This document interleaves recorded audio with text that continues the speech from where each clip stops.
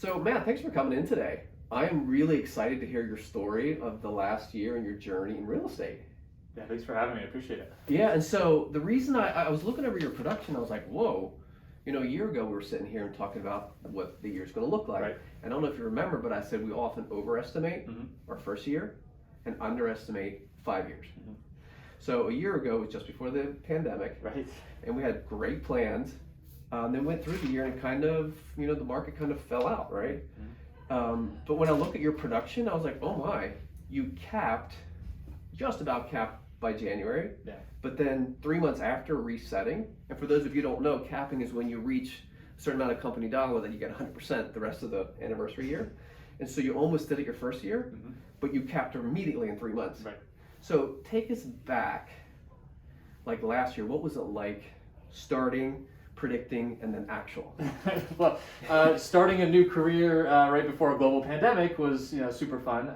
But generally speaking, it was I started in February, and if we all remember, February was right before the shutdowns happened. And here in Pennsylvania, we were shut down from middle of March to middle of May. Yep. Totally shut down. Like zero. Like zero, nothing. Yep. So eager rookie agent me strolling out and really kind of new to everything, and then all of a sudden global pandemic brought everything to a screeching halt. But I took that as, at least for me, I took that as an opportunity to establish and touch base. Since nobody was really doing any production, it's not like I was behind. It's not like there was nothing happening. So right. I took that opportunity then to reach out to people, see how they were doing, make sure everything was okay in their world. And from my previous job to this job, I carried a fairly large sphere coming into this. So for that reason, I was able to really touch some bases and make sure people were doing okay. And I wasn't coming from, hey, I'm a real estate agent now, come hire me to sell your house. It was just really, are you doing okay? Is there anything that I can do for you? And the reality was I had a lot more time on my hands, during that time anyway, as a new agent and just trying to get things going and get moving. But I found that as we were going through the pandemic and the shutdown which then eventually ended here, things really started to ramp up, especially towards the May time period. It looked like things were going to at least return to some semblance of normal in our real estate world. And that's when people were starting to get that itch to either buy their house, buy their next house or sell their house. And that's when I started to notice, like, my phone started ringing, people picking up. But I took a non-traditional route. It's and we see it all the time. If you listen to podcasts on real estate, it's always like the same thing. Like, pick up your phone, make the cold calls, do this. I didn't do that. Okay, so let's pause from there. Yeah. So for those of you who wonder, the traditional route is from the Millionaire Realtor book. Right. It's called a 33 touch system. When you have people in your world, you do 3 things: 4 phone calls a year, about 26 emails, and then 2 events. So that's called lead gen, right? And so we know that we got generate leads, follow up, and then close. So you decided that, hey, you're going to lean on some other ideas, social media. And so how did you think through or have the guts to pull the trigger on a different strategy? Well, I can't say it was all me. I mean, my wife is a huge component of everything that I do, and she's got that marketing type of a brain. But between the two of us, we really sat down and we identified, what are the questions that people are going to be asking themselves about real estate? How does my home value get affected by what's going on? When we get out of this, are we still going to be in the seller's market that we were in? So questions like that, we know that there were people asking those questions. I mean, we were doing Facebook Lives, and we had lenders involved with the Facebook Lives to answer questions about what's going to happen to mortgage rates, what's going to happen to the interest rates in general. And it wasn't like hey, use me as your lender, hey, use me as your agent. It was just an honest giving information for the sake of educating people. And I think people really respond to that. People hate, in my opinion, being sold to. They going to a furniture store or going to a car dealership and like somebody's breathing down their neck right away. But if you can give them information from purely the standpoint of providing education to them, no questions asked, no reciprocation involved, or no asking for a reciprocal type of an exchange, people will reciprocate to you because you're just coming from a place of wanting to help. And I think that really resonates with people. Now, I'll tell you one thing. So I watch your social media, right? Sure. You're brilliant. By the way, if you ever wonder, what's your social media handle so people can watch you? Sure, you go to Matt Moore Homes on Facebook, Instagram, Twitter, and YouTube as well. Well, and what I love about it is I can tell there's a strategy behind it. Mm-hmm. You're not just nilly-willy posting when you feel like it. Right. And I don't know what your system is, but it seems like you have a combination of personal, like the economist of the moment, and with your meteorology background, you're almost trying to predict the market, right? Do you use, by the way, do you use that kind of brain in business? All the time. You kind of hit the nail on the head there. Is I try to mix things up a little bit. I mean, it's one thing, and I have my own personal Facebook accounts, and then I've got separate business accounts for these things. For Facebook, especially Instagram, it's all in one. But I feel like people again resonate with the fact that I'm a human being, and I have a family, and and I tell all of my clients this too when we first get a chance to speak, and it's like, hey guys, I'm a family man, I'm a dad, I have a 4-year-old son at home, and there may be certain times of the day that you can't reach me, and that's okay. I'm going to get back to you because you're renovating your garage, because we're doing all of our DIY projects or whatever else we're doing. Right? Which last year that was a really connecting point. Yeah. And I'll tell you, last year in the pandemic, everybody was going to Home Depot, Lowe's, and getting all that, and you did it, and I thought it was seamless how you tied in your projects, because what it told me is like, okay, you're very calculated, and your wife is your partner, right? And that kind of built this kind of foundation that working with you, you're going to be taken very well care of. Yes. Now I'm curious, your father-in-law Bob. Yes. So how did his coaching impact your year? I can't say enough. I mean, if Bob, if you're watching, I've said it to you before, but thank you so much. But my father-in-law's a broker. He's a solo agent / broker over toward the Philadelphia, the Bucks County area. Nice. He's been doing this for over 30 years. Yep. So I mean, if anyone knows the ebbs and flows of the business, it's that guy. And he was a huge component of me actually leaving my corporate job and coming into a new career as a solo entrepreneur, so to speak. But he's been huge. I mean, if I run into situations where even if it's like a small little thing and it's just a quick phone call, he picks up the phone every single time, and that makes. I'll put it this way: having somebody in your world that can do that for you is instrumental, because then it takes you from a rookie agent, and now all of a sudden you can start answering the questions like you're a seasoned agent. Yeah. So people, when they contact you, they don't smell the rookie smell, right? Yes. They see they see a seasoned agent that knows the answers to the questions. And there are times where I don't have answers to the questions that they ask, and I just say, hey, look, I don't know what that is, but I'll ask. And usually the first person I call is my father-in-law to ask him that. But I've noticed that the growing pains at the beginning were tons. I mean, it was every day it seemed like I pick up my phone to call him and ask him a question. Yes.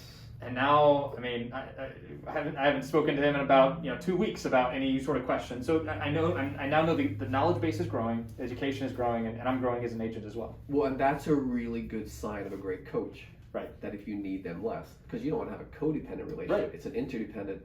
Now I'm curious with Bob being in was it East Philly or Bucks County, Philadelphia. County? Yep. So local customs. Like I know at first they have conveyance there. They do. We don't. Right. Did you discover a lot of different subtleties? Yes.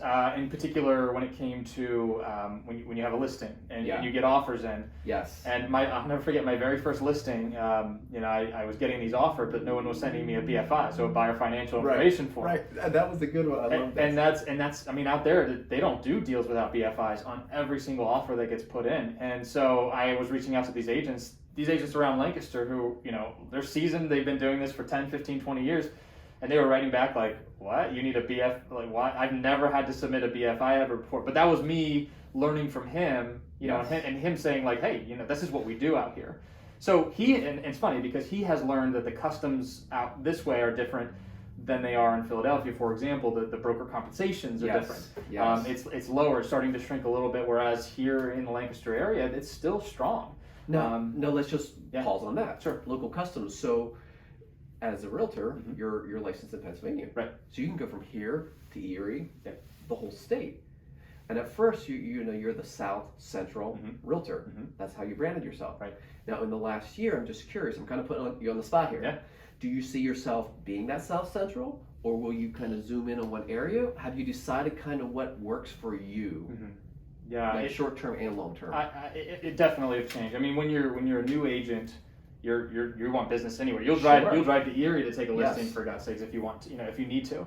But now that I'm starting to do some production and I'm starting to do some volume, I'm realizing that my time is incredibly important. Bingo. And while I'm let's put it this way, I'm picky about outside of Lancaster County. I'm pretty picky about what I choose. And there are times where I've referred clients out because maybe they're on the west side of York County. And for me, I just can't do my clients a good diligence, being a great representative for them if it takes me an hour plus to get to their house. Especially elderly clients who, they don't do DocuSign, so I'm running out there all the time. So I'm realizing that my time is extraordinarily valuable. So now I am starting to shrink that sphere a little bit. Now again, I'll take some buyers into York. I'll take some sellers in York and maybe Lebanon County and perhaps even in parts of Chester County too. But it's starting to shrink. So before it was a big circle, now it's starting to come in.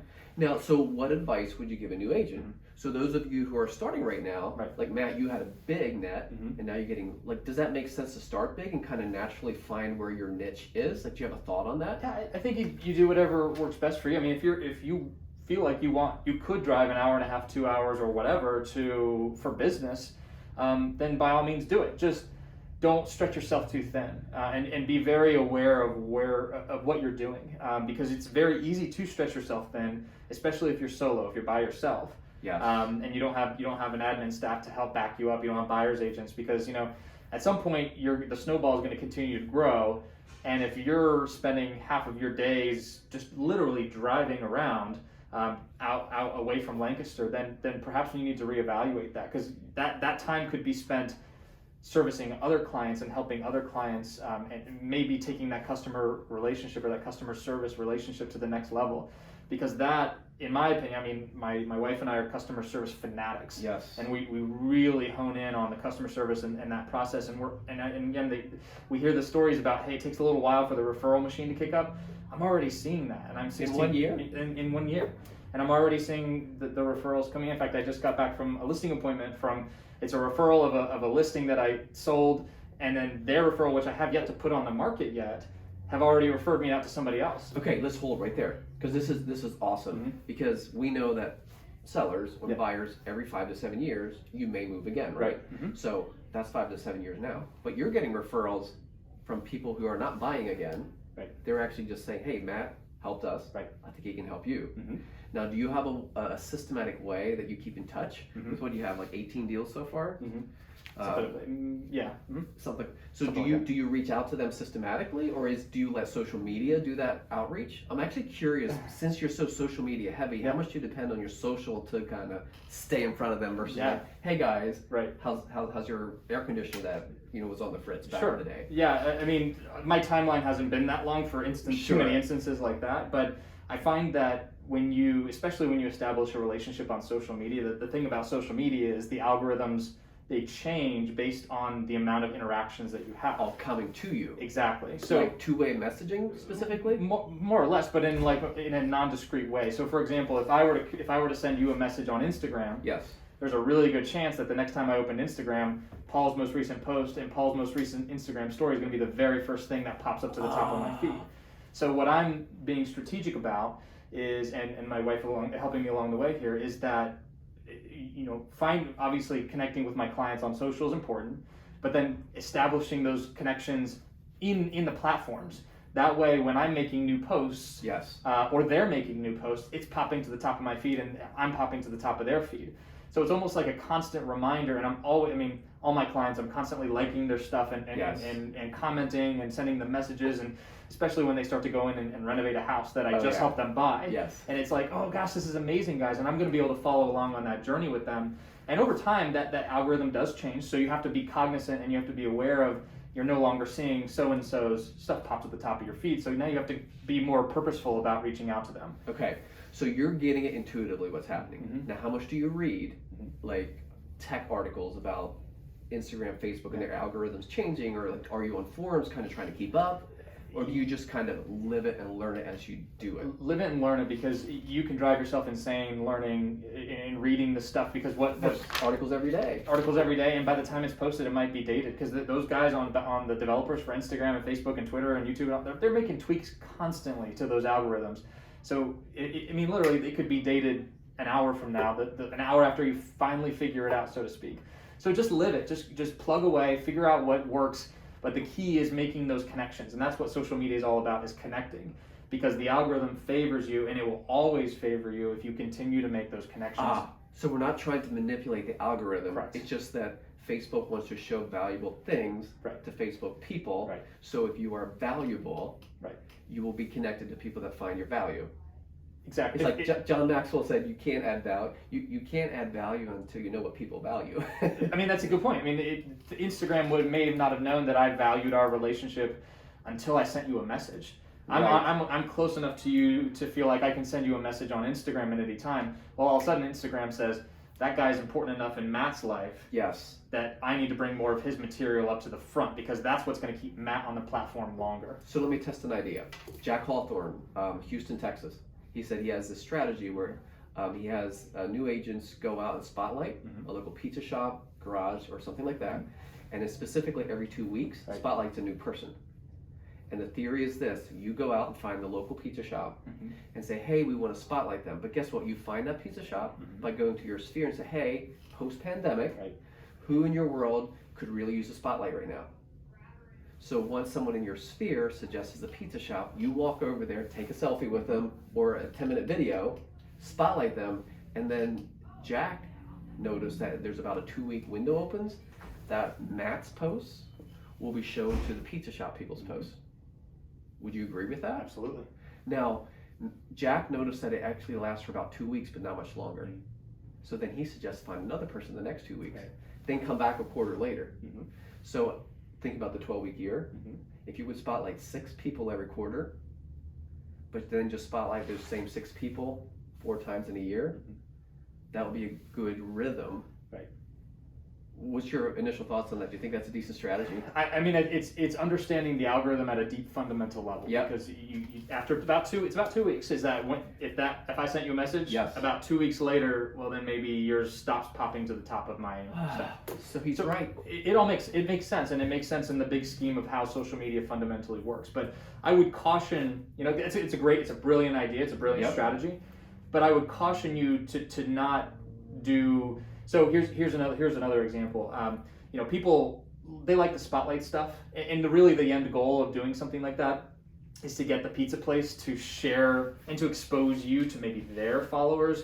And then the people that you're spotlighting, individuals, do the same thing. So you're growing to more of the masses, and that's really the overall strategy. But at the end of the day, there may not be a whole lot of people that are viewing the spotlight on the pizza shop. So if you can come at it from a way that is engaging. So come at it and say hey, let's say, hey, Paul's Pizza, what kind of pepperoni, what's your favorite kind of cheese? How do you make your tomato sauce?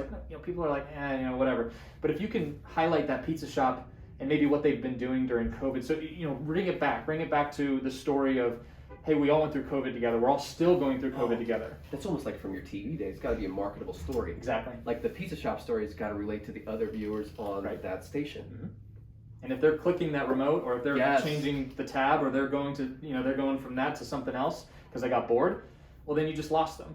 And you might still get some exposure, but come at it from how can I make this an engaging story? So watch this. Well, you and I are doing this right now. Because there's going to be a YouTube video. It's going to go on my social. I'm going to tag you, and then your world may be exposed to Paul's world for a window. And we're hoping that other agents, if you're an agent out there trying to figure out how to build your business, and you're like, oh, this old fogey way of doing business doesn't work for me. I'd like to try social. Reach out to Matt. Matt, would you be willing to share? Absolutely. What's the best way for them to reach you? Through my social platforms, honestly. Are you serious? Seriously. I mean, you can send me an email to matt@mattmorehomes.com if you want to. But social media is like my world, and it's a huge boon of business for me. So if you reach out on social, there's a decent chance that I'm going to get back to you faster, if not as fast as email would be. I love that. So now, that's local. Yep. Do you see yourself learning from other agents across the country? Every day. Do you have some shout outs? Yeah. Other social platforms that are amazing, people who do well? I mean the FAR group in the Pacific Northwest. Yeah. I think they're part of a boutique brokerage. I'm not sure which one. But they crush it on Instagram in particular. They just absolutely crush it. So they're a big one. And there's some out there, I forget her name, Carolyn is the first name, but she does a lot of Instagram reels. Oh, right. And I follow her, and I see her stuff pop up on top of my feed all the time because I watch and I study, and it's the amount of engagement she gets on her stuff is astronomical. So as the engagement, meaning the comments people leave, Comments, views, questions. Likes, those kinds of things, right? Okay, and then there's a local, like you were on the top. There's 100 local Pennsylvania realtors spotlight. You were like in number 10. Mm-hmm. Number 7, I think. Number 7, right? So what do you think contributed you being number 7 on that? And here's the other question, because I'm a businessman, right? Mm-hmm. I don't care how many Facebook people is in our world. I care how many people you help. Right. So help us kind of connect the dots with your platform and how many followers, likes, and all that. Yeah. To how many people you can help. Like, how do you think through that? Sure. So again, it's a little, my situation is a little unique in that I brought, in fact, a lot of the followers I have on the different social media platforms I brought from my previous job, which was working in television. So that's good to know that. Right. So, and there's nothing to say that you can't grow a platform or something from scratch and grow. And I will say, if you're going to try to grow your Instagram account, Instagram Reels right now is the absolute best way to do that. Okay. In terms of follower growth. But so that's something when you record a video ahead of time to put on a reel, or is that a live thing? You can do it either or. Okay. So you know it's like TikTok. It's like Instagram's form of TikTok is what it is. Grown up TikTok. Yeah, and exactly, and because it's new, Instagram favors it. They open the algorithm up to reach more people organically. Because they want to grow that product. So my suggestion would be, and again, I brought followers in from that, so my situation's a little unique, but just post. Don't just be a one-dimensional type of social account. Nope. Right. The stuff that's like, hey, here's a market update is great. That's good education, and there's probably going to be people that are viewing that are interested in it. But to really engage with the masses, you need to be thinking personal. And I know not everyone's comfortable with that. Yes. I'm not super comfortable. I have a 4-year-old son, and I don't go too deep into it. I was gonna ask that because you're putting yourself out there. Exactly. But you want to also be like protect your family. Exactly. So do you want to talk about that? Like, what's your strategy with that? Like, so what are some things you don't do to expose yourself too much? So I mean, it's being aware of like situational. Like if we're in a location, I'm not going to post it while I'm necessarily at that location. It might be something later down the road or at a different time of the day. I'm also very cognizant about posting things that would be identifying markers and things like that. Our friends and family know where we live and those kinds of things, but I'm not necessarily I want an internet stranger to know where I live, be able to identify where I live, and somehow figure out where my house is. Like specifically house numbers, mailbox numbers, stuff like that, things like that. And they're very subtle. Very subtle, and I'm also very careful with my clients too when I post congratulatory pictures of them in front of the house, blurring out house numbers. So let's sit on that a little bit. Sure. So it's not even protecting you, but your clients not exposing just keeping everyone safe. Keeping everyone safe. You gotta be smart, think through it. Now, do you think that's a big concern right now? I don't know. You hear all the crazy stories out there. I worked in TV news, so it was like spoon fed to me every single day. But the reality is, there's a lot more good people out there than there are bad people.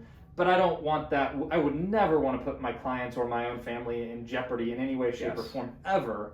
And so I just try to take those routes just to be extra careful. Yes. And for example, like if you're working with a client who's maybe a young woman, it's just because you potentially could expose where she lives, and now all of a sudden you said, hey, this person just moved into their house, and they can elude enough information from the picture itself to potentially, is she alone, is she whatever. So that kind of information is very sensitive, and I take that seriously.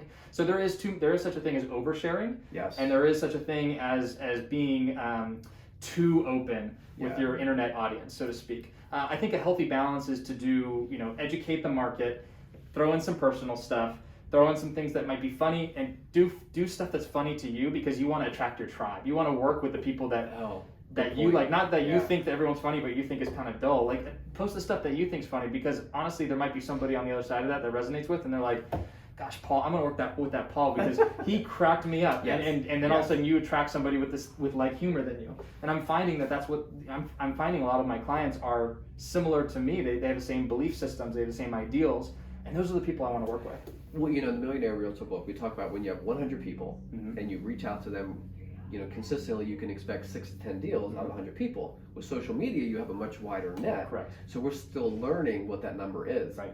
Did you convert any numbers yet?